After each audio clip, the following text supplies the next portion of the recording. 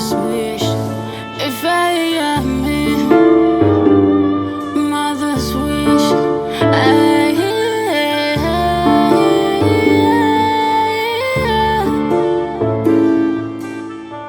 If I come, me can't you see?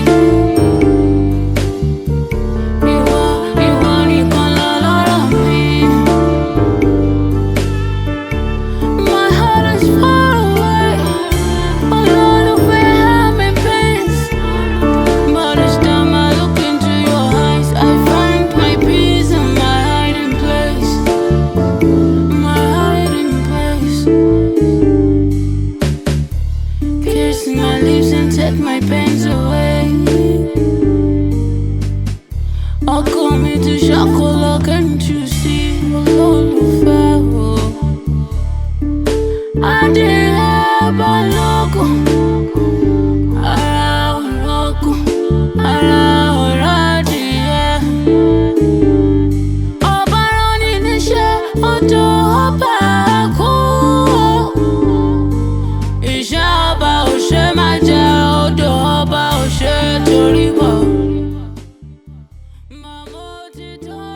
Are you sure? This hair is beautiful. Auntie, that is beautiful. Continue so flat economy. You're beautiful. Happy birthday.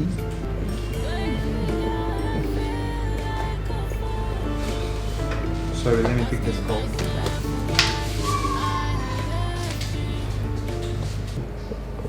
Auntie, any luck go? Love is about. Talking to only joke to be in salon for good 3 hours. Love you go.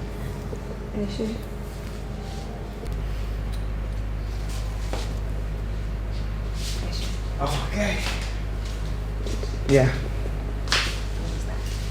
No way. I'll tell you. Yes. So is it done? Yeah, it is. So what next?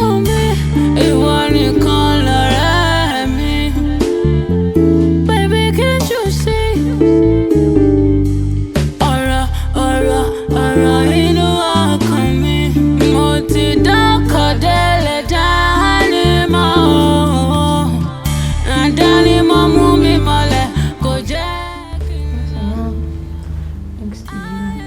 Anything for you, my love. Happy birthday.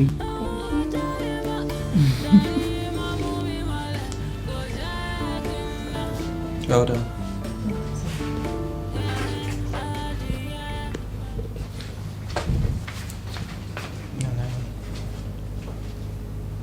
So where do we go from here?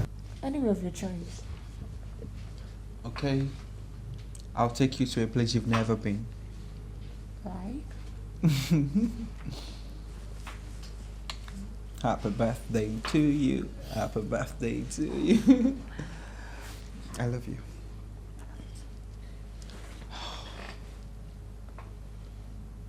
And the other.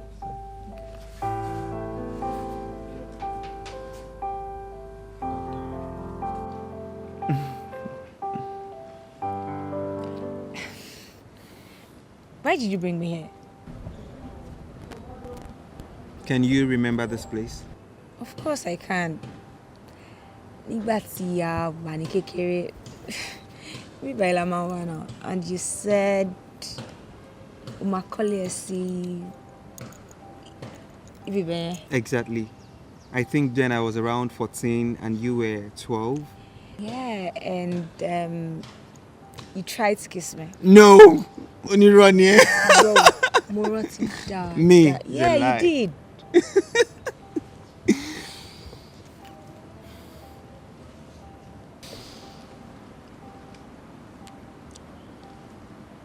Just like the sun lights up the earth, you light up my life. The only one I've ever seen with a smile so bright. Just yesterday, you came around my way. You changed my ocean array with your astonishing beauty.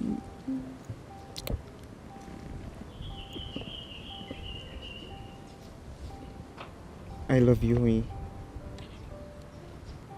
You mean everything to me.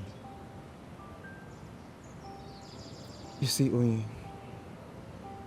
I don't ever want to see you down. It breaks me. Anytime you feel down or you're not happy, don't fail to let me know. I will always be there for you.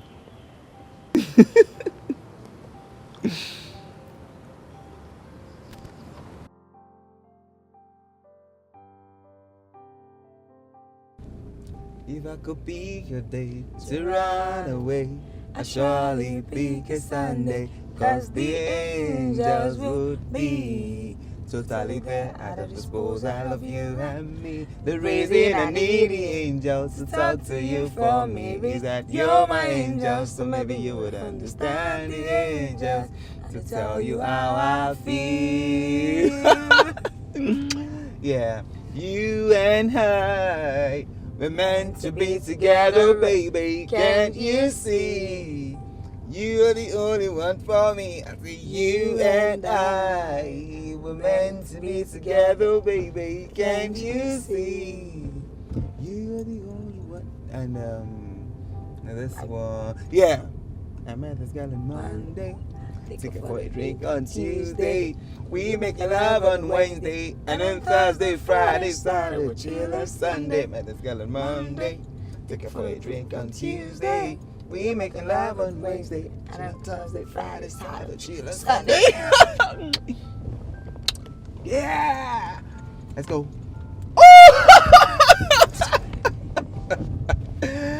Oh, beautiful. Thank you. I love you. Love you too.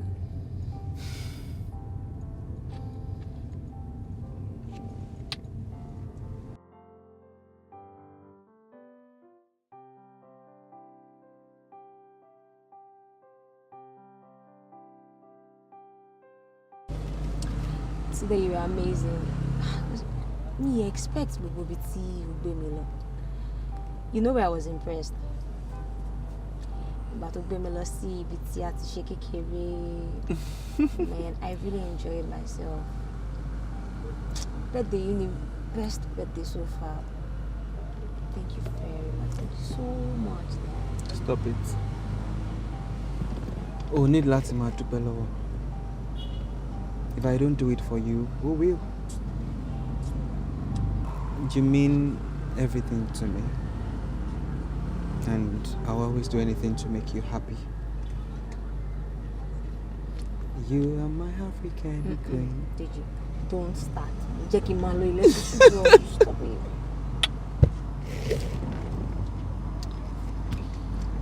Bye. I love you. Let me know when you get home. All right then. Take care.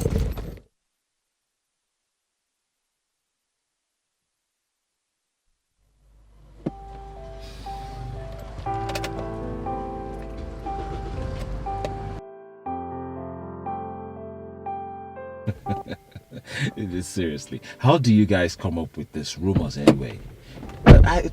Hey, honey. Hi. That's my wife. Hi. Honey, what's up? Hi. Excuse me. No problems. She everything wa okay, sha? O she n wo bento ti rí ghost. You said you'll be traveling. Oh, yes. Me too. I actually thought I would go, but to look closely, wearing pé souvenir or senator. So bí mo ṣe ní kí n gbé Uber kí n padà wá. Mama Lola.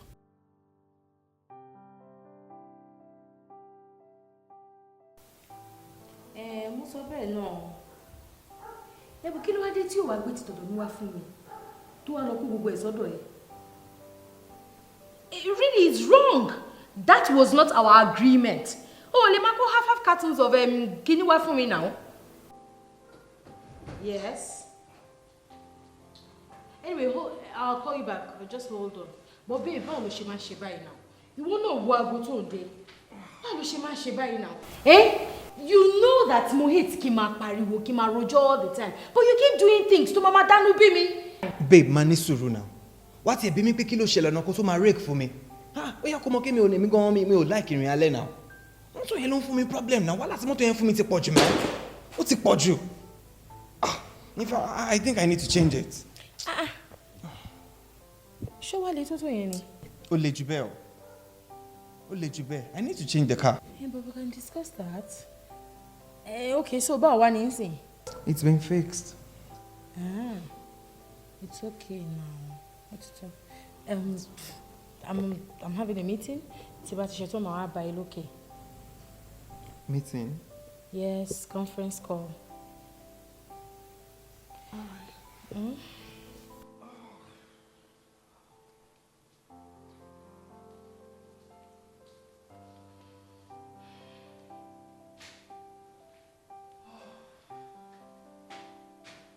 Yeah, hello.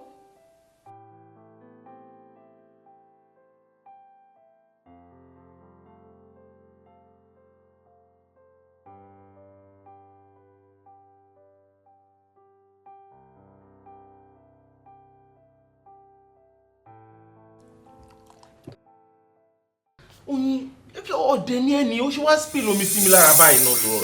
Ṣé torí ẹ̀ ló ṣe wọ́n pè mí lọ́dẹ? Ṣé mo mọ̀ ọ̀dọ̀ mi sí ẹ lára ni? No, oh, but one know me. The level of your foolishness is just so appalling. Are you serious right now?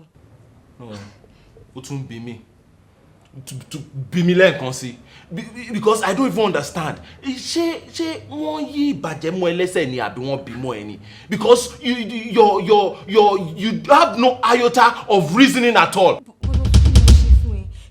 Lójoojúmọ́ ló máa ń insult mi tó bá náà mi lè ní wà náà mi lọ́la ó ṣe pé ní gbogbo ọjọ́ ayé ó máa bánú mi jẹ́ ni òun múnú mi dùn rárá. Oyin. Èmi mò ń bẹ́ẹ̀ sọ̀rọ̀ don't work out on me. What an appalling catastrophe. Come here. I said come here.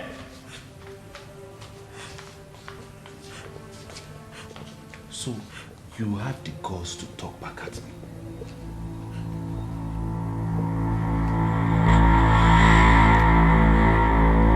Just get out. Get out!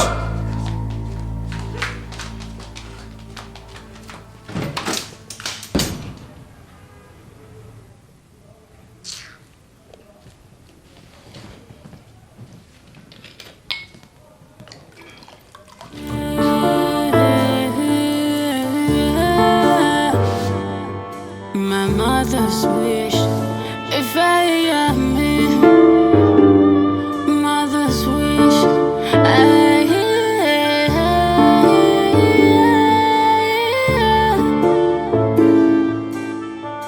if I come me, can't you see? You want it, Báwo ni mo wà? Okay. Really? Ṣé lẹ́ni? Àná? Oh, èní ni? Really? Okay, ọmọ kan ọ̀rẹ́, jẹ́ kí n pè padà. Oh, no problem. Máa pè padà. Who's that, babe? Deji! What is that? Kí ni mo sọ fún ẹ nípa Lára? Kí ni mo sọ fún ẹ nípa Lára? Oh my God! Ìwọ ọ̀bọ̀ owó ọmọkùnrin yìí, ó ń wájà mi o! Honestly, nǹkan tí mi ò like nǹkan tó ń ṣe yìí, ó ń wájà mi gidigidi gan. Babe, we can't be discussing that I here. don't care! Kí ni ó wà láàrin ìwọ àti Lára? Tó o fi máa bá chat lórí WhatsApp. And then, ká tó kúrò nílé mo ṣì check phone ẹ. There was no iota of a chat between you and Lára. O ti wipe ẹ. Tí kò bá sí nǹkan kan tó wà fi ṣe láàrin yín, kí ló dé tó fi wipe ẹ? Babe, we were just discussing business. Business my foot! Because I know that is exactly what you would say. You would still not believe me. Òun wá ìjà mi ìwọ bọ̀bọ̀ yìí. Wọ́n mọ̀kùnrin, òun wá ìjà mi. My dear, I'll come back for my orders, okay?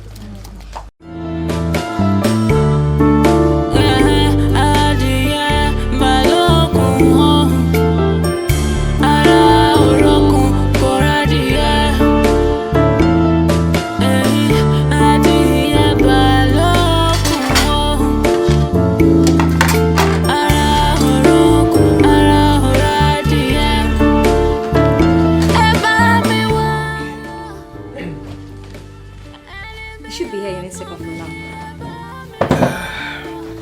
All right. I can't believe you forced me to invite you to his wife Saturday night. Kò sí kankan bẹ́ẹ̀ náà. Baby ká coffee mọ́ra wa náà ni. You know, like family and friends stuff. Yeah, right.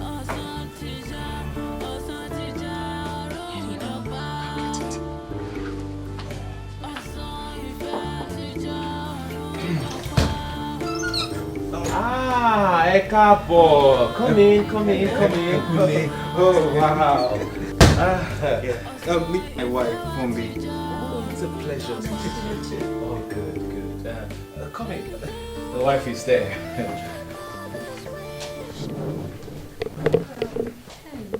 Hi. So, Oyin.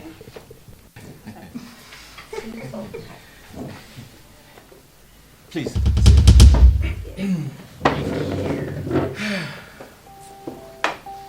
So, you're welcome.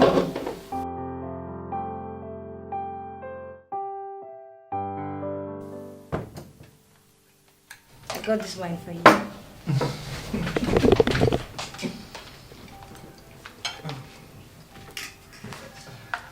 Oyin, Yeah. this meal is very delicious. Thank you. You know, I used to say that to her as well. You know, it's always good to compliment our wives whenever they prepare delicious meals like this. So, do you compliment her when you sleep with her? Well, if you say so. So, tell me, do you compliment her?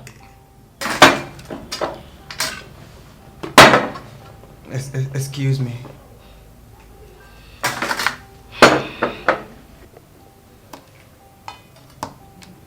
You don't understand. Maybe I should make it clearer to you. I said, do you compliment my wife only when you sleep with her? I beg your pardon. Hello? Hey dear, Yes? it's my birthday. Oh, really? Happy birthday. But you see, I have to go now. I need láti lọ rí lawyer mi. No, not today. It's tomorrow. So, kí ló dé tó wá ń sọ fún mi nísìnyí? Why are you telling me now? What are you telling me? Mo kàn feel pé kí n sọ fún ẹ up front ni. Listen, woman. Look, listen. Don't disturb me. Tí bẹ́ẹ̀dì ẹ bá ti dé, kò jẹ́ kí n mọ̀. Ṣùgbọ́n, John, jẹ́ ká máa lọ. Kí ló dé báyìí?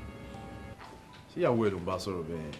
Wo inú ẹ̀ tí ẹ̀ ń bí mi, seriously. Tó bá rí nǹkan tó mọ̀ yìí ṣe lánàá. Dúró náà. Ó rántí birthday ẹ̀. Ó tún wá sọ fún ẹ ó sì wá take ẹ̀. Ó sọ̀rọ̀ síbẹ̀. It's not right now. Ó dẹ̀ mọ̀ báwọn obìnrin ṣe máa ń appreciate birthday. Àbá. Okay, kò sí problem. Máa bẹ̀, máa ti tẹ́lẹ̀ máa bẹ̀. It makes sense. Jẹ́ ká máa lọ.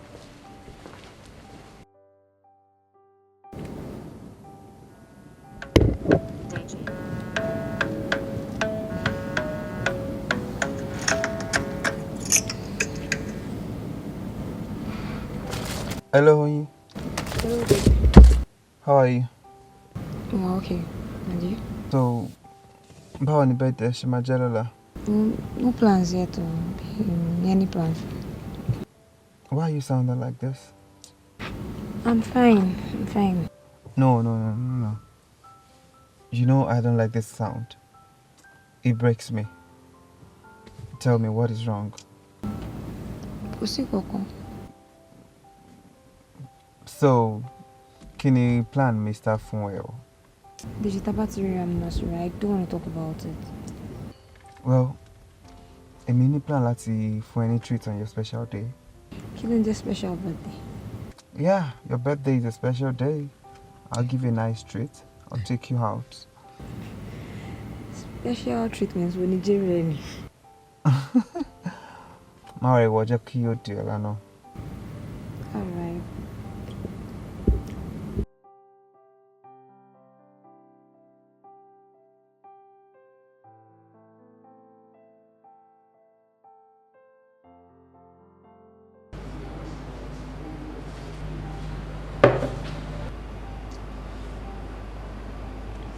kàn ro gbogbo nǹkan tó bá mi sán pa ìyàwó mi. I see. Mi feel pé kí n surprise ẹ kí n kò dédé yọ sí ni. Kò ní expect anything. Akọ̀rẹ́ mi ni. I see. Ìwọ ni I see tó ń sọ kí ló sì. Ó já tẹ́lẹ̀ ni. Mo ṣe wá ń já ẹ́ ń sìn. Gbẹ́nu lọ́jọ́.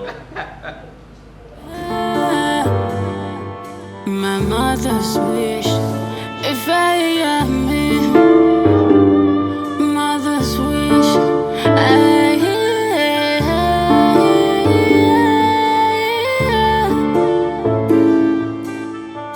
if I call me, can't you see? You want it, call all of me. My heart is far away.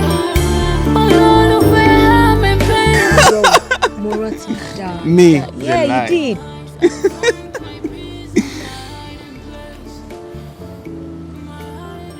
Just like the sun lights up the earth, you light up my life.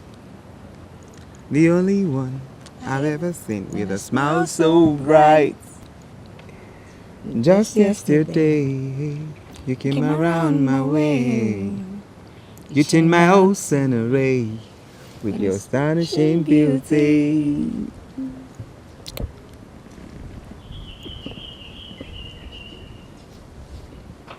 I love you, Oyin. You mean everything to me. You see, Oyin. Nínú àwọn òbí ajá ni mo gbé sílé. Ajá tó ń bá sùn kiri ládùúgbò. Àǹfààní àdúgbò. You're such a useless girl. How could you, Oyin? How could you? How could you stoop so low to... Ṣùgbọ́n mi ò tiẹ̀ blame ní dọ̀tí tó ń bẹ́ ẹ sùn. Ṣebí wọ́n ló gbé jẹ́ sílẹ̀ tó ń bẹ́ ẹ sùn. How could you? How could you stoop so low to be sleeping with this pig? He's not a pig! He's twice a better man than you will ever be. Please get onto this house. I did that. My love, how are you? Bàbá mi. Ṣàlàáfíà. Adúpẹ́ ma. Ìgbà wo ló dọ́dọ̀ màmá yẹn? Àná, alẹ́ àná. That's good. Ọ̀rẹ́ mi kọ́. Wọ́n wà ní kitchen. Fine. Mom! Adérónkẹ́ bèbí. Mom! Mo ti dé o. Okay. Dọ̀tun. Ẹ káwọn ma. Ẹlẹ́dẹ̀ àbáwo ni gbogbo ẹ̀? Tinúkẹ́ ọ̀rẹ́ mi. Ṣé táàbí ẹ kó máa bọ̀? Mọ́ bínú, ó ti mọ̀ lọ lu iyì tráfíìkì. Ó tẹ̀ tún fẹ́ fi mi dání. Ẹ ká sọ mọ́ mi. Báwo ni màá jẹ́? Àdúpẹ́ wa. Hi baby. Àwọn náà tẹ̀lé mọ́mí ẹ̀. Òbí. Ga o. Ojú yìí ń dọ̀hún. Ọ̀pọ̀lọpọ̀ mọ́mí. Bẹ́ẹ̀ ni mọ́mí ló ṣiṣẹ́ yẹn. Àwọn ni o. Ṣé ìwọ? Wá lọ jókòó ti Dọ̀tun bí tó wáyé. Sórí àwa ladies, àwa la fẹ́ jókòó, la fẹ́ gist. Ẹ̀yìn àwa lọ́rọ̀ sọ yẹn lọ ṣèpàdé mọ̀lẹ́bí tí yín lọ́hùn. That's my baby girl. Wo ọ̀rẹ́ mi, ó ga. My mother's wish, if I am me, mother's wish,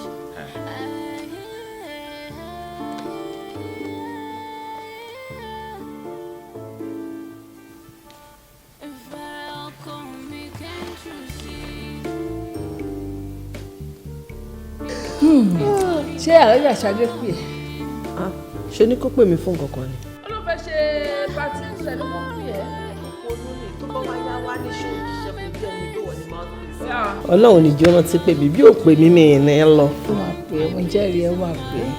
Ó gbọ́dọ̀ máa pè é. Ló tiẹ̀ mọ̀. That reminds me, bag tó ní kí n lọ wò. Ìgbà tí mo débẹ̀ wò lè believe iye tí mo bá. Hello. 75,000 lẹ́yọ kọ̀ọ̀kan. 75,000. Àtọ́bẹ̀.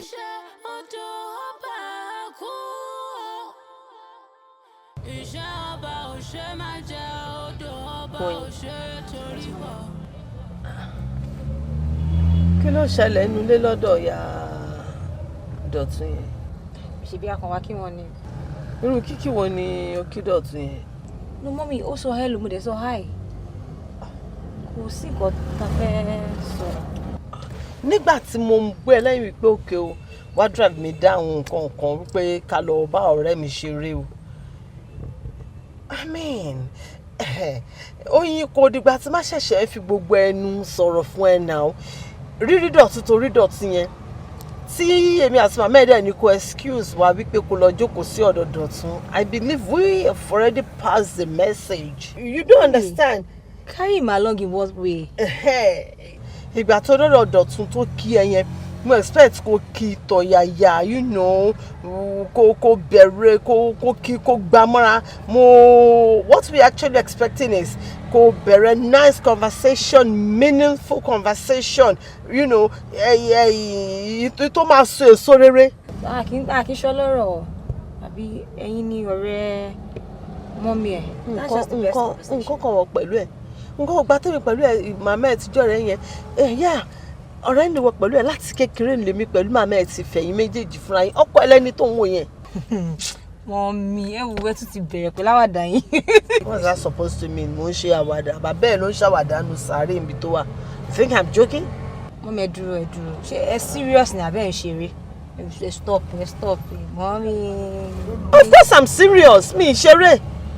Ọkọ ẹlẹ́ni tó ń wò yẹn. Láti kékeré lèmi pẹ̀lú màmá Dọ̀tun ti fẹ̀yìn méjèèjì fúnra yín. Kó tó di pé ẹ̀yin méjì, you went to separate schools, ṣe and you grew up separately. But then ẹ̀ dẹ̀ ti dàgbà, you are of age now, so kò sí àwọn tó kù tá a tún retí látọ̀dọ̀ yín pé okay, kẹ́ báyà yín sọ̀rọ̀, kẹ́ dẹ̀ get on well, kẹ́ settle down. So from henceforth, mo fẹ́ good rapport láàrin ìwọ pẹ̀lú Dọ̀tun tó máa so èso rere kó dẹ̀ má pẹ́ ní pápá. Mama, I don't understand. Ẹ̀yin àti mọ́mí Dọ̀tun. Yeah. Ẹ ti fi wá fẹ́ra wa. Èmi ò sọ pé mi fẹ́ Dọ̀tun. Àwọn máa fẹ́, èmi lèmi sọ bẹ́ẹ̀. Èmi ò lè, ẹ̀yin méjèèjì lẹ sọ yẹn kó èmi ní intention kò mo fẹ́. Èmi tó ẹ kàn ní ká ṣeré jáde ká wá kí ọ̀rẹ́ yín lèmi ṣe tẹ̀lé yín wá. Ìyá mi mo bẹ ṣe fẹ́ ṣe. Young lady, ọkọ ẹ nìyẹn, ẹni tó máa fẹ́ nìyẹn. Mọ́mí, mi ò lè fẹ́. Come on, start the car, let's go home. Oyin, that is my choice for you and my wish. And my wish for you is your command. That's not my wish. That is yours, not mine. Okay then, let's wait and see. But tó bá kọ̀rọ̀ sí mi lẹ́nu, get it with him. You're going to see the other side of me. Mo gbàdúrà kó má jẹ́ kí n ṣépè fún ẹ ṣá. Ṣó ti gbọ́?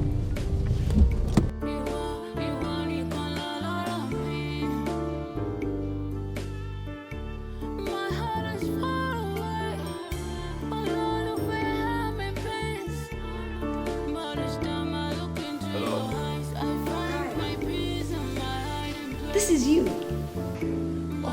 I think I remember you. You're my mom's friend's daughter. I'm sorry I didn't remember. Where's your mom? She's upstairs with your mom. So you have everything you need though? I'm good, thank you. Okay. Should I come along? I don't understand. Come along as in? I thought you were going out, so I feel I should come along with you. You're funny. No, you can't. Come along. But you know what? My mother's wish, if I am me, mother's wish,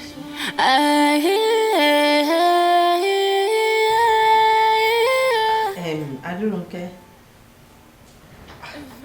Ó jọ èmi lójú fún un. Honestly, you understand. Báwo ló ṣe máa paṣọ ní 120,000 naira? Gèlè ó ní 30,000. Tí ó ti kí ń ṣaṣọ òkè. Gèlè lásán, gèlè ṣẹ́gun. No, that's a bit on the high side.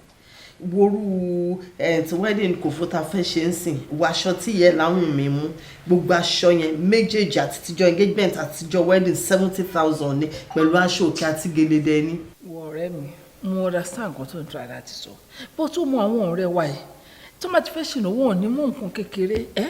Mommy. I need your help here. Ó mọ kó mo wà lórí kọ́ọ̀nà. Ẹ má bínú, mo kàn fẹ́ sáré délé ni. Ọ̀rẹ́ yín wo lẹ ń bá sọ̀rọ̀? Ọ̀rẹ́ mi ò dán. Mọ́mí Oyin mò ń bá sọ̀rọ̀. Oh, okay, ẹ bá máa kí wọn. No. Hold on, ọmọ ẹ fẹ́ kí ẹ. Mi ní kí iṣẹ́ rú ẹ̀ kíra yín. Hello, ma. Káàsán kan mi.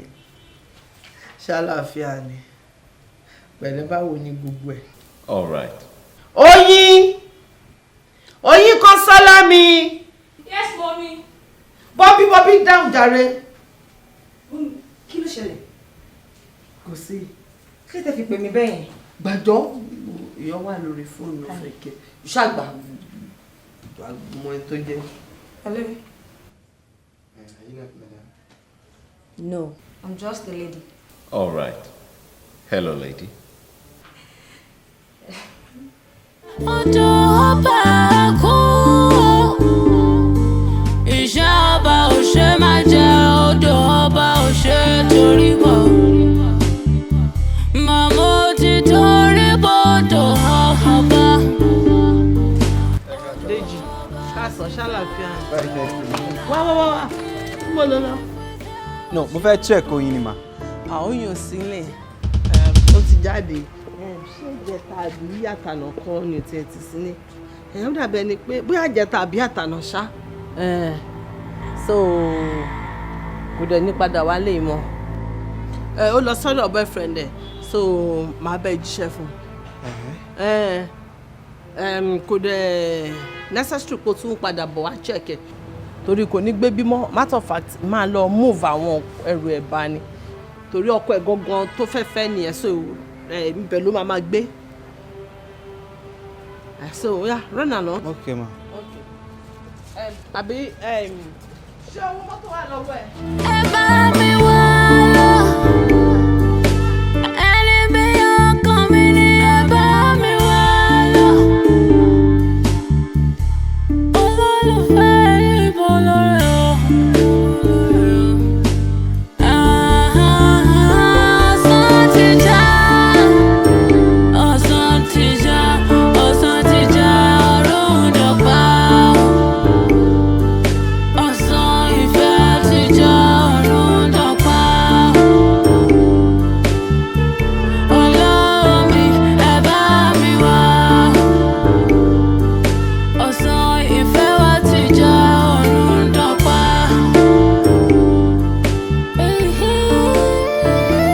Mother's wish. Ìfẹ́ ìyá mi. Mother's wish.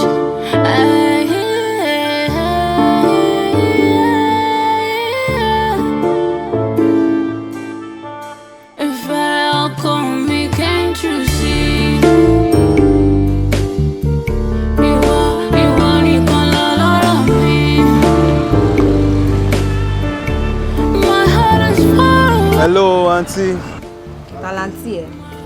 Níbo lo wà jù? Sọ pé wà ti dé ìbàyí látàárọ̀. Well, mo ti délé, mom sì sọ pé o sí ní kò sí jáde. So, ṣé ìwọ ni mọ́mí ń bá sọ̀rọ̀ lẹ́ẹ̀kan yẹn? Mo dẹ̀ ń gbọ́ látòkè bọ́ mú bí wọ́n dá mi lóhùn. Mo wà lé bóyá wọn mọ̀ mi.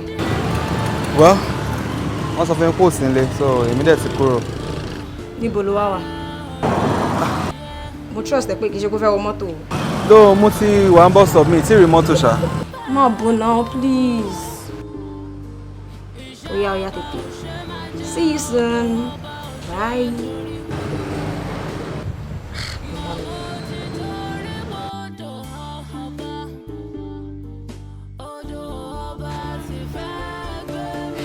Ìgbà tí mo bẹ̀rẹ̀ mom sì sọ pé ó jáde. Wọ́n ní ẹ lọ sọ́dọ̀ boyfriend yín. Ọ̀dọ̀ boyfriend mi. But kí ló fi máa ṣe báyìí? I really don't know. Kí ni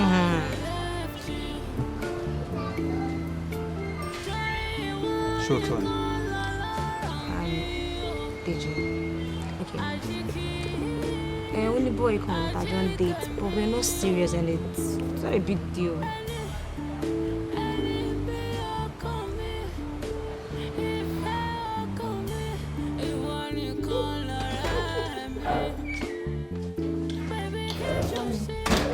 Sọ́lá mi. Báwo ni a ti lè pẹ̀lú ẹ̀?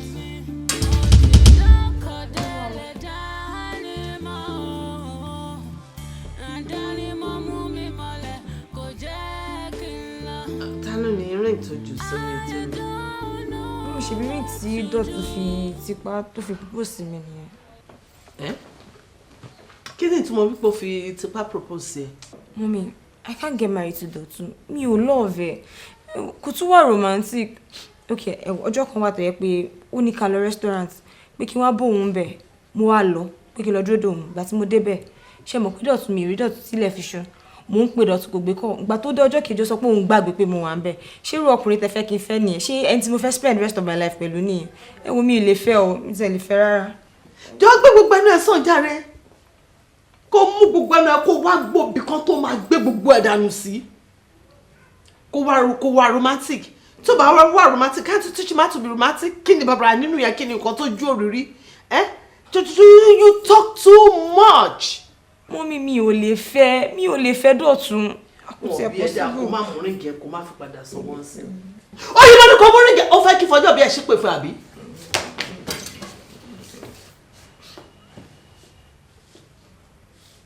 Wo tó bá bí ẹ dá kí n wá òrùka yẹn ti ní ọwọ́ ẹ̀.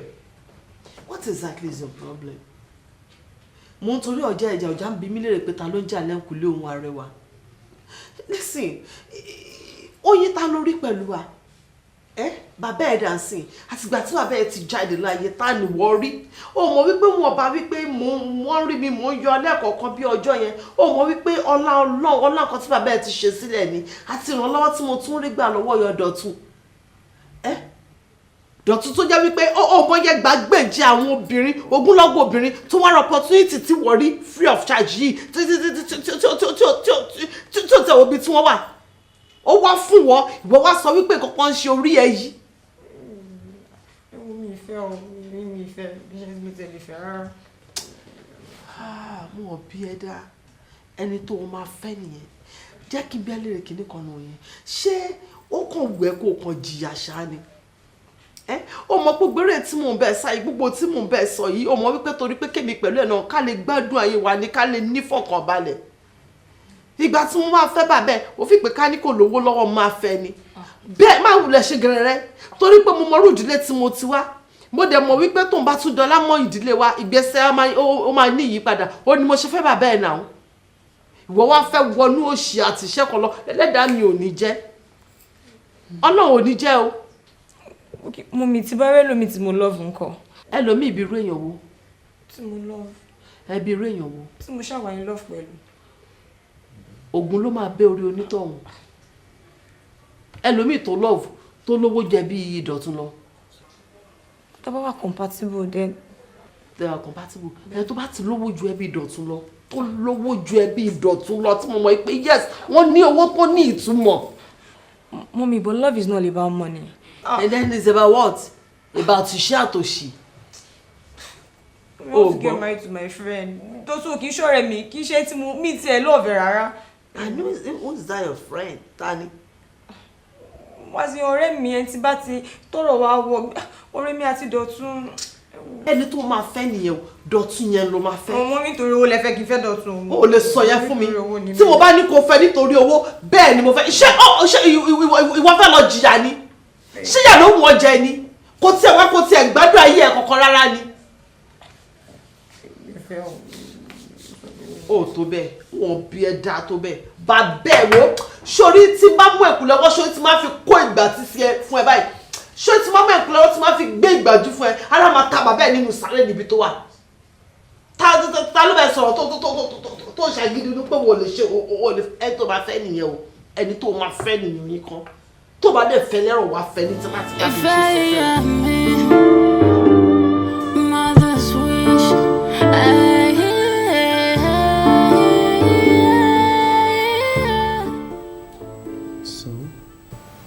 I'll be getting married anytime soon. But if you concentrate on me, ọkọ mi àti family mi.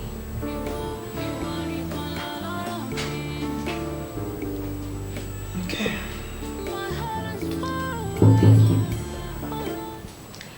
I need to be on my way.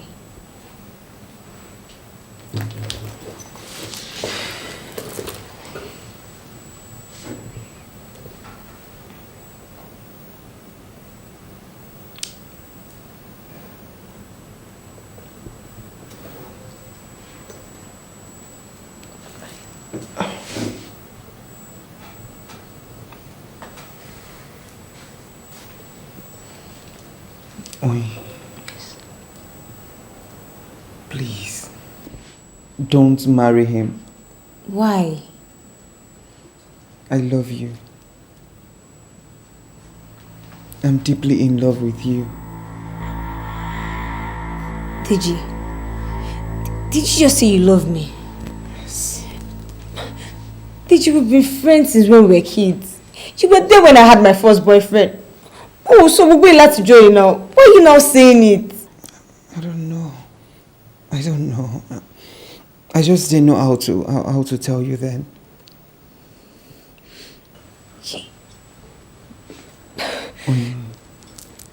Don't you touch me. Don't you dare touch me. But we can work things out. Work what out? Oyin.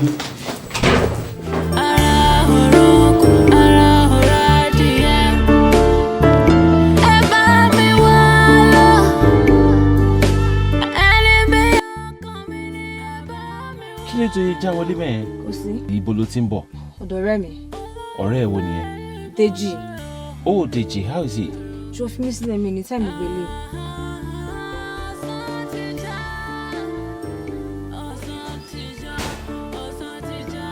Oyin! Jọ̀wọ́ sálẹ̀ nígbà.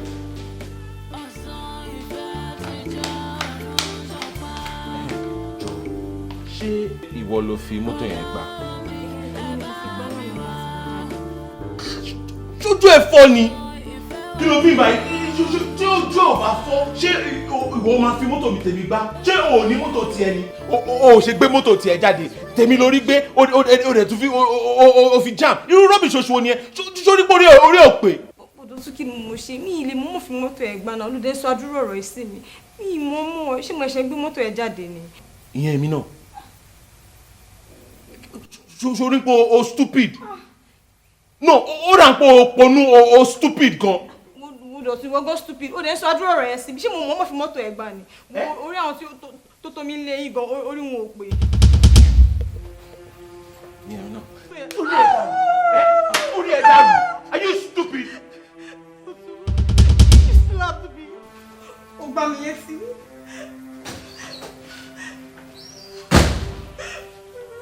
Adìyẹ balógun, ara ológun, ara ọ̀rá adìyẹ. Ọba rán ni níṣẹ́ ọjọ́. Ìdọ̀tún gba etí ẹ̀. Ọmọ mi díẹ̀ ló kúkú ti ẹnu mi. Bí mo kọ́ tó dé bá cause mo ṣe rẹ́rìí. Oyin, ọkọ mi, you just have to make it work. Ṣùtì yẹn, and mo promise ẹ pé màá pe ìyá Dọ̀tun herself or kí n lọ rí kó bá mi bá Dọ̀tun sọ̀rọ̀. But èmi fúnra mi máa pe, I will talk to me the language he would understand. Ṣùtì yẹn, àmọ́ ṣorí ìgbéyàwó tó ń rí yẹn, ìgbéyàwó kún fún ups and downs. I must confess to you. Gbogbo nǹkan tá ìdá ń ṣe láyé pé àbíwá sáyé gan risk ni. Ṣorí the breath we take in every day, it's even a risk. Pé à ń jẹ, à ń mu, we sleep, it's a risk. Ṣé ti yẹn sìn? I mean, ká ṣẹ̀ṣẹ̀ tó wá sọ marriage. Marriage is not full of bed of roses. O lè rí pé bóyá ó kàn máa dán gbìnrín bẹ́ẹ̀. And I'm sure at the end of the day, you both are going to have a lovely, happy home. But meanwhile, màá jẹ́ kí màmá ẹ gbọ́ nǹkan tó ń ṣẹlẹ̀ so that kí màmá ẹ lè bá sọ̀rọ̀, and myself I have to call him to order kó má ṣe bẹ́ẹ̀. Mo mọ ọmọ tí mo ní, mo mọ̀ pé ọmọ mi ò kí ń ṣe àṣà, mo dẹ̀ mọ̀ pé o ò lè máa gbó ọkọ ẹ lẹ́nu, àmọ́ pàpà síbẹ̀ náà sùúrù náà ni gbogbo ẹ̀ṣọ́ tí gbọ́ máa ń bínú ọkọ mi. Ṣé o ti fẹ́ iṣu máa lọ báyìí sí i? Ìwọ nìkan ló máa wà ní o, because ká ní kí ṣe wípé o kọ sẹ́bà mi gan, Yabide mi ó ṣàmọ̀ tó ń gbé 4,000. Òun ló ní kí n jọ kí n sáré yọjú sí mo sáré lọ bá sort out nǹkan. Èmi fẹ́ múra tẹ́lẹ̀ kí n jáde ni. Mo ní occasion kan tí mo fẹ́ sáré yọjú sí, so ni mo ṣe ní bóyá o máa lọ. Mọ́mì, ẹ tún fẹ́ jáde ni? ẹ̀wọ̀n mo wá sọ̀rọ̀ tó important life yìí lẹ́ ẹ fẹ́ lọ bá ya Bídèmí kan ẹ̀wọ̀n ẹ bá mi pe Dọ̀tun kẹ́kẹ́ lọ bá mọ́mí ẹ̀ ni o. mo ti ní máa bọ́ ọkọ ẹ̀ sọ̀rọ̀. ara mọ́mí ẹ̀ pé mọ́mí Dọ̀tun sẹ́ lọ bá wọn ẹ lọ bá Dọ̀tun gan. ẹ̀gbọ́n wọn kì í ṣe bẹ́ẹ̀ o ò lè kọ́ mi pé kí n handle gbogbo ẹ̀ ní yàjò ṣé o fẹ́ kábà gbogbo ọ̀rọ̀ jẹ́ ni má dẹ̀ fàṣejù bọ̀ rẹ̀ ó ti sọ ọmú dẹ̀ ni mo ti gbọ́. lórí bá mi ṣe é sọ̀rọ̀ bá. nísinsìnyí no it doesn't work like that. àwọn òkànlẹ̀ ṣáà dé wá rojọ́ fún mi sìn náà kí n dẹ̀ ní òkè mo dẹ̀ fẹ́ pakítí mọ́lẹ̀ pé mo dẹ̀ ń lọ bá mo fẹ́ lọ fún jàjà àti rárá ò fẹ́ ká dojú ọ̀rọ̀ rú nìyẹn. má bínú ṣe tó gbọ́ ṣe sùúrù. mo ní mi ò fẹ́.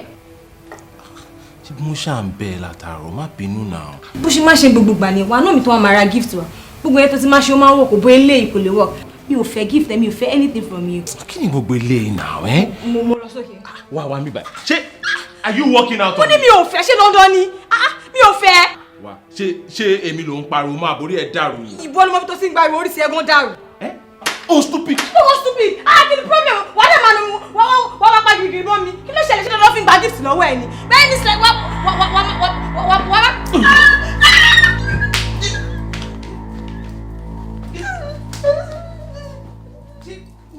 Adérónkẹ́ o, tí máa sọ fún ẹ pé mo understand nǹkan tó ń ṣẹlẹ̀ láàrin Dọ̀tun àti Oyin, irọ́ ni mo pa. Ó dàbẹ́ ni pé Dọ̀tun tó tójú mi dàgbà kọ́ ni Dọ̀tun tí mò ń rí these days. Dọ̀tun ti change completely.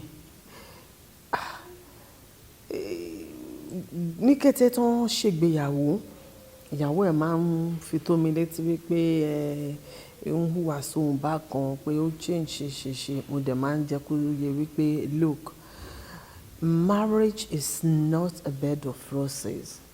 Mo jẹ́ kó understand pé it's a duty to build a home. Ó mọ gbogbo gbà yẹn èmi máa ń dá ọ̀rọ̀ mọ́ Oyin lẹ́nu wípé kó tẹ̀ máa fi ẹjọ́ sùn mi kó make marriage work.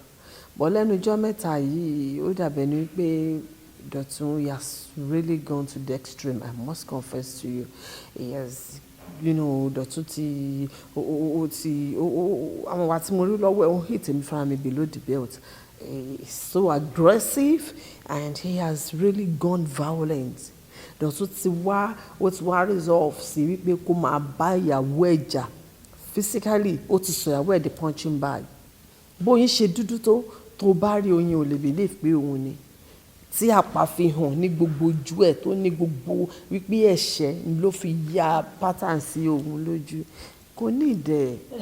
And mo dẹ̀ rò pé tí n bá ní kí n pe Dọ̀tun kí n bá sọ ó lè fẹ́ misunderstand mi pé bóyá èèyàn dá sọ̀rọ̀ àwọn àbí pé bóyá òun ló ń rojọ́ ilé àwọn fún màmá ẹ̀. Mo ṣe decide wípé I think you are in the best position to talk some sense into him. Mo ṣe ní kí n wá sọ létí ẹ̀. Ó ṣé ọ̀rẹ́ mi tí n bá sọ pé àwọn nǹkan tó ń sọ yìí kò jẹ́ ìyàlẹ́nu fún mi ronú mo pa. Because mo gbà tí Dọ̀tun bẹ̀rẹ̀ gbogbo àwọn kọ̀tọ̀kọ̀tọ̀ báyìí but mo gbọ́ ni mi ti gbà. Adérónkẹ́ ọmọ ẹ̀ làwọn ọmọ yìí ṣé màá wá parọ́ mọ́ Dọ̀tun. ọ̀rẹ́ mi sọ pé òun parọ́ but n tí mò ń try láti sọ ni wípé mi tọ́ Dọ̀tun báyìí mo believe pé tẹ́lẹ̀ tí bá ti ṣẹlẹ̀ láàrin wọn àti ìyàwó ẹ̀ wọ́n ní láti jọ understand ara wọn tọ́ba tí a sọ pé understanding yẹn ò sí ń bẹ̀ tí ọ̀rọ̀ yẹn rújú bá kan I think Dọ̀tun ní right láti call me to order kó pè mí kó dẹ̀ ṣàlàyé fún mi má dẹ̀ mọ́ mo ṣe máa handle Oyin fún ara mi but báwọn kan yẹn ṣe wá rí sìn wọ́n yẹn parọ́ fún ẹ ojú tì mí gan because mi ì believe pé Dọ̀tun lè rú àwọn ìwà tó wù yìí but ọ̀rẹ́ mi ìwọ ni màá bẹ̀rẹ̀ mo fẹ́ kó fi gbogbo àwọn nǹkan tó ṣẹlẹ̀ mo fẹ́ kó fà lé mi lọ́wọ́ màá mọ̀ mo ṣe máa handle Dọ̀tun màá dẹ̀ mọ̀ mo ṣe máa bá Oyin sọ̀rọ̀ màá lè go deep màá lè mọ nǹkan tó ń cause problem láàrin àwọn méjì and bọ́n ṣe wà yẹn a tún máa lecture wọn because wọn mọ̀ much about life. Well, initially I believe so, but now I must confess I'm seriously confused. Yes. But níbẹ̀ yẹn kan sọ̀rọ̀ aláti máa sit àwọn méjèèjì down ni ká máa jẹ́ kó mọ̀ pọ̀ ọwọ́ tún rí ọwọ́ sì rí ohun tó ń ṣẹlẹ̀ rí ohun tí ò dá rí ìrẹ́pọ̀ láti wà láàrin ọkọ àti ìyàwó. I think there's love between them.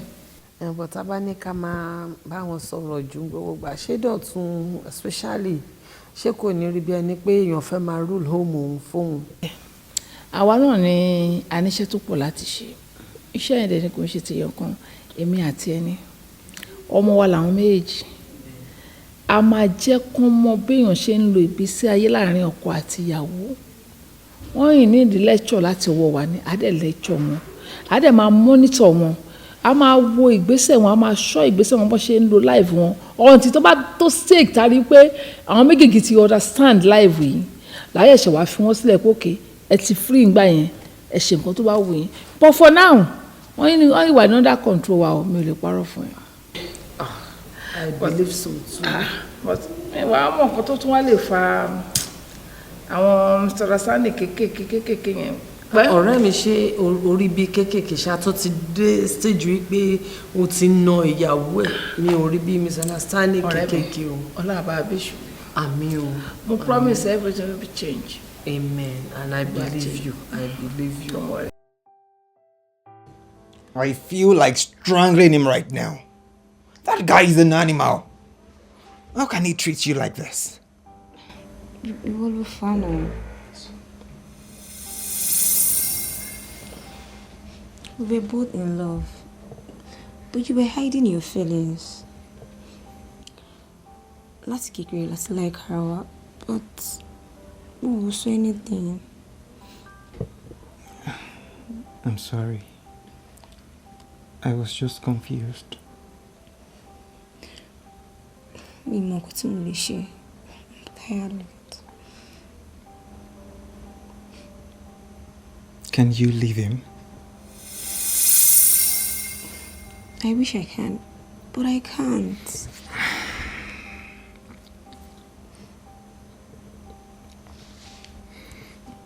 Well, I will always be your friend. I will always love you.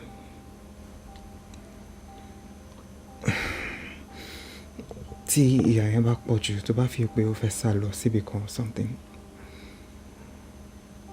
má hesitate láti sọ fún mi. I will always be there for you.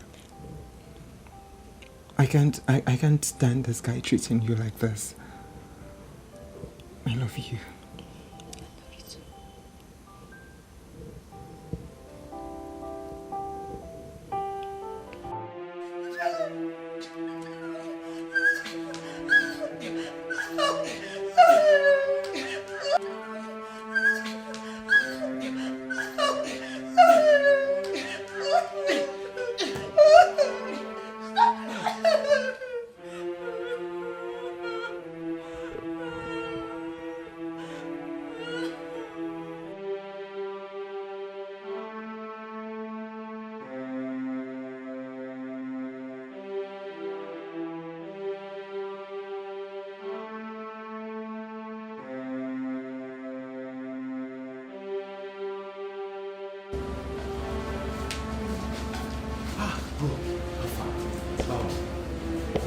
Wetin you do no make sense.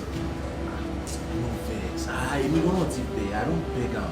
Wetin you do no make sense at all. Wetin happen? Calm down. Jade and your family. This is family business. Kò sí èyí tó kàn ẹ́ bẹ́ẹ̀. Ìyàwó mi ni àbí ìyàwó ẹ̀ ni. Kí ló ṣe lè? Just listen to yourself. Omu obìnrin ò ná bẹ́ẹ̀ yẹn. Ìyàwó ẹ̀ wá bá mi sọ rubbish. Wetin you do no make sense now. Báwo ló ṣe máa ná obìnrin bẹ́ẹ̀ yẹn? Àbúrò lè dàgé. No, bá gbẹ́gbà kó wá fi nà mí now. No, if you come beat me, my friend, get out from this place. Look, man, no, I call me by saying, about telling you, stupid, come. Just listen to yourself. You will go stupid. Or genuine, yes. Èmi stupid. Omu obìnrin, o nà bẹ́ẹ̀ wọ́n bá mi sọ rubbish. Ṣé ẹ kó lẹ́nu ọ̀rọ̀? Èmi stupid. Ojú ọ̀sẹ̀. Yes, stupid. Hello. You will go stupid. Hello, this is hospital. Please. Gentlemen, can go and settle that side, please. Please. Man, no boy. I'm saying nothing. You're not sure. Professional. I tell you, man, no boy. I tell you, Evidence is I got married to you. You disgust me. I once wanted to kill you in your sleep. After I lost my pregnancy, I was in the hospital for 7 days. Where were you? Where were you? He has been my strength. He has been there for me when you treat me bad. Whenever you beat me, I run to him. Yes, I have been sleeping with him. I love him. And I always love him. I see. You see?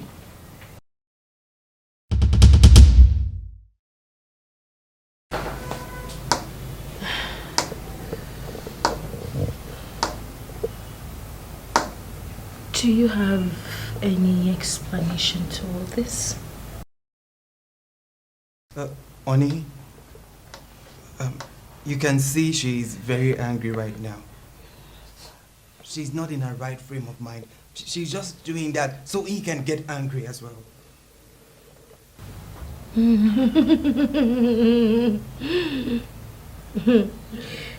But I've seen pictures and video. Pictures. Videos. I don't understand you. Koleye, you can't understand. I thought you were more wise than this. You thought this is a courtesy visit for dinner or something? Hey, Madam.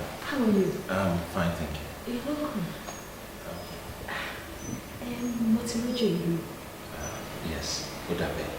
Èmi ni ọkọ yín. Ṣé mo gbà? Oyin. Ọ̀rẹ́ Dèjì. Oh, yes! Èmi náà ṣe so please have a seat. Kí lẹ wá ṣe ń bí? Mo kọ̀ wá béèrè lọ́wọ́ yín bóyá ẹ mọ̀ pé ọkọ yín ó ń bá ìyàwó tèmi sùn. Oh! Ṣé nǹkan tẹ́ rò nìyẹn ni? No. Nǹkan tó ṣẹlẹ̀ kọ́ nìyẹn. I know Deji and Oyin are very close. I won't close gan, but... What I am trying to tell you is that my wife Oyin and your husband Deji are having extramarital affairs. Ẹ wo, uncle, ẹ mọ̀ kòkòrò ń bẹ. Kò sí tó jọ bẹ́ẹ̀. Ẹ wo, mo jẹ́rìí káfíńtà Deji, kò jẹ́ fi yín yọ̀ṣọ́, honestly. There are videos and pictures. So, just flick.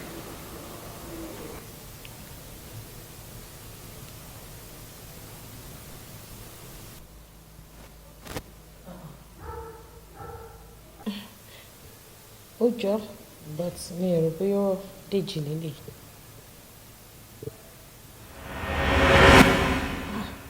Hold on a minute. Ká ẹ̀ lélẹ̀ náà.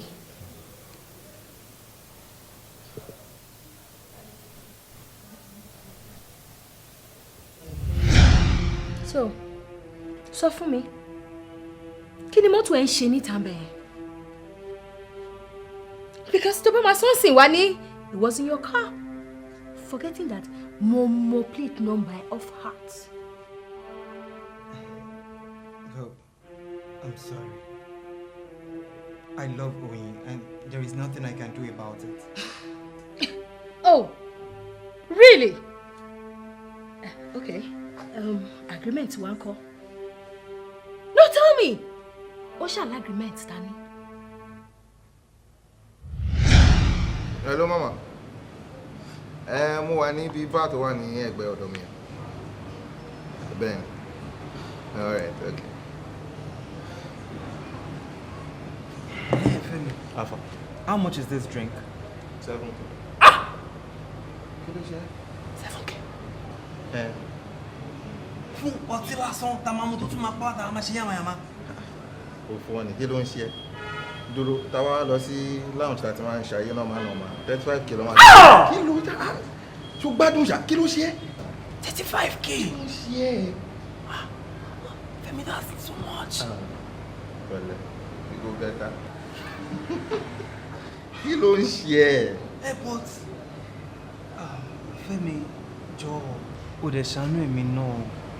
Ṣé mi ò like mo ṣe máa ń bẹ tó máa ń fún mi lówó all the time. Please, I need to be comfortable too. Please, let me know what's up now. Mama. Hello, dear. How are you? Hello. I'm fine, thank you. Stop that. Mo dẹ̀ délé ọ̀dọ̀ ẹ̀ wọ́n ní. Kò ní ká sáré wá lò kankan bí báyìí ni. Okay. That's good. Femi, check in here.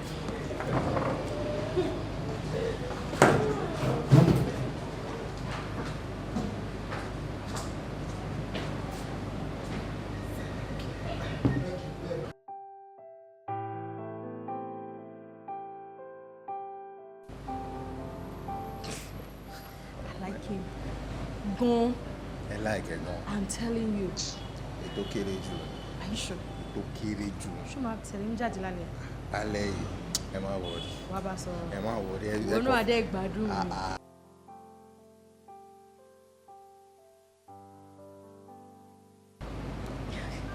So kí ni kí n fún? Ẹ mọ̀ kó ló ṣẹlẹ̀. Ẹ kò fún 20k. Ẹ fi tó ẹ mọ́ra. Mo láìpẹ́ wá fún 30. Àwọn jẹ́ lọ nìyẹn. So ṣiṣẹ́ kò sí wàhálà, ẹ má worry. Ẹ fi yẹn lẹ̀ fún mi. All right, later. Okay, mama.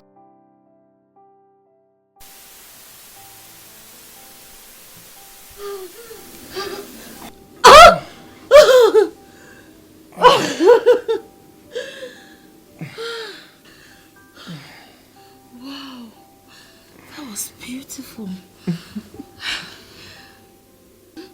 Who taught you all this? Tell me.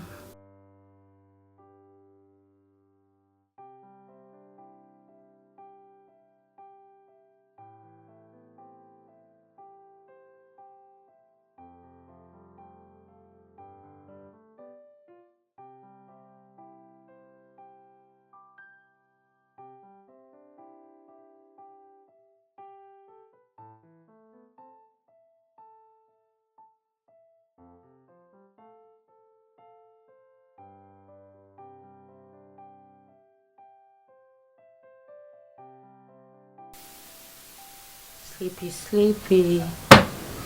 Hey. What's up, babe? I'm okay. I'm meeting Lonnie. Okay. I'll give you a call then. Okay. The only problem is I don't have cash on me right now, so send me your account number, can you transfer from? Account number. I don't understand. Yeah, so I can pay. I mean, can you somewhere 30k le me ati Femi discuss now. Really? Really? Orí ẹ̀ ti yí ṣá. Kí ló mean? Kí ni wọ́n mean ni pé o gbó lọ́wọ́ ẹ̀? Dá mi lóhùn. Oh my God. Dúró, ṣé ní iṣẹ́ tèmi ti bẹ́ẹ̀ parí tí mo ti complete gbogbo iṣẹ́ yẹn ni wọ́n wá sí ìgbà yẹn sí wọn sọ fún mi pé o gbó lọ́wọ́ ẹ̀? You're a fool. A big fool. Ní sùúrù, èmi àti yan ríra wa, aláìka ara wa, a dẹ̀ lọ ní fọ́n, ó wá ń kówó fún mi, ṣé mo jáṣẹ́ wo ni? No, ṣé mo já owó tó fún mi ẹ̀ insult ni fún mi now. Báwo ló ṣe máa fún mi lówó pé mi àti ẹjọ́ ní fọ́n? No, I can't take that. Ó ń ṣaṣẹ́wó. Ẹ má bínú, uncle Akin ṣaṣẹ́wó. Dúró, ṣé òun gbọ́ nǹkan tó ń sọ ṣá? Ìwọ wá sí ìbàyìí, wọ́n máa sọ fún mi pé mo ń náwó báyìí, mo ń ṣe báyìí, mo ń náwó báyìí. Àlàyé ibi tẹ́mi ti ń rówó mi nìyẹn o, and e dey pay me die. Kí ló ń ṣe é for this economy? Person dey offer you 30k, you dey talk say ìwọ ò kí ń ṣaṣẹ́wó. Dúró ọdún kelore tó ti ń wáṣẹ́ kiri as a graduate. Yes, as a graduate ọdún kelore. Wọ́n wá ní kiri àwọn agbépálí òfò kiri. Má bínú o kí ń ṣaṣẹ́wó àbí? Ìdí ọ̀tẹ̀ rírùn bọ̀ ẹ̀ fò. Orí ẹ̀ ti dàrú. Orí ẹ̀ ó ti dàrú. You are a very stupid boy. Wá rí. Jókòó síbẹ̀ o, ṣùgbọ́n jókòó síbẹ̀. Idiot. How did you find my workplace? Well, it wasn't that difficult to find. Shemoli Wale.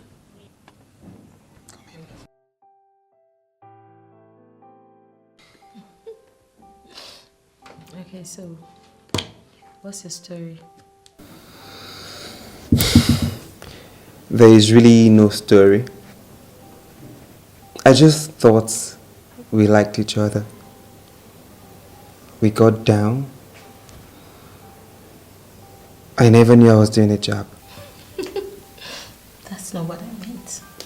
I mean, how did you end up with a guy like Femi? He's an escort. Well, Femi is a childhood friend. Okay. Ajolosi school. We hang out together, we do everything together. Other man Fumilo, you know, I'm still hustling. Because Femi, he's an escort.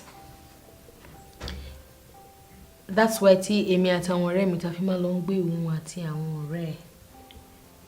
We pick them up, we have fun, we pay them, and that's it. No string attached. But we are different. And I like you. Very much. I want us to take this whole thing to another level. As in, But you're married. Oh, please. Married. You see, in Kota even married women, they are miserable in their homes. Especially tall Baruri, Kinitibita and Soy. You know? That's why most of them go for escorts. Only enjoy around. But I don't want to do that anymore. Besides, I'm no more married. You are different. If you're saying this is your first time, then you will do it the second time, you will do it the third time. And I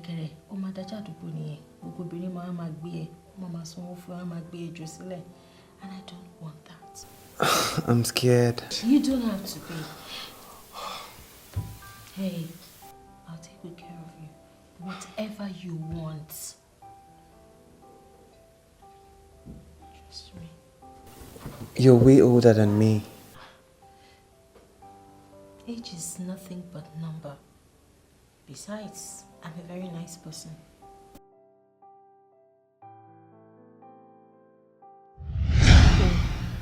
So you married her because of her money? I thought you said you love her. Oyin, you told me you were not ready to leave your husband. So I thought I should just stick to her. Shut up! Shut up! Shut your mouth. I'm the one talking here.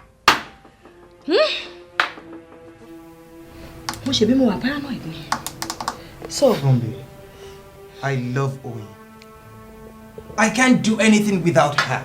I love her. She's my life. She means everything to me. I have been in love with her for years, in case you do know. Oh!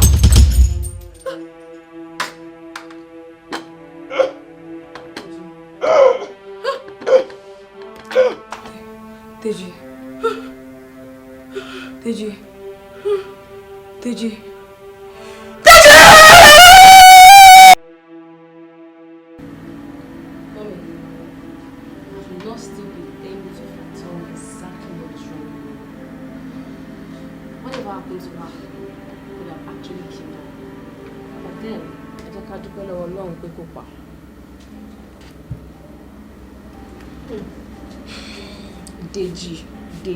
Idije. That's the name she has been calling since she got here. But she's on therapy and we're giving her a lot of antidepressants. And hopefully she'll come around. She'll be fine. Oh no. She can't so come for mo ti ọmọ mi báyìí mo ti sí wàhálà.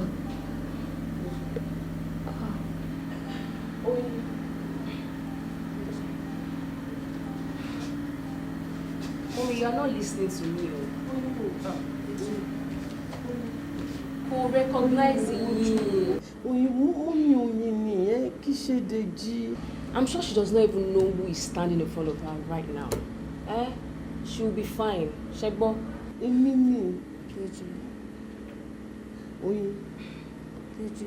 Mommy. She'll be alright. Let's just be prayerful. She will come around. She will get better. Well, take her back to the water.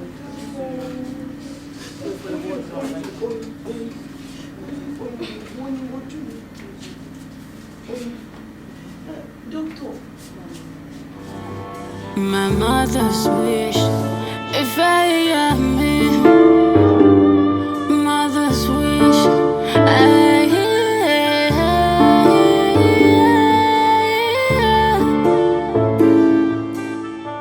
if I come, me can't you see?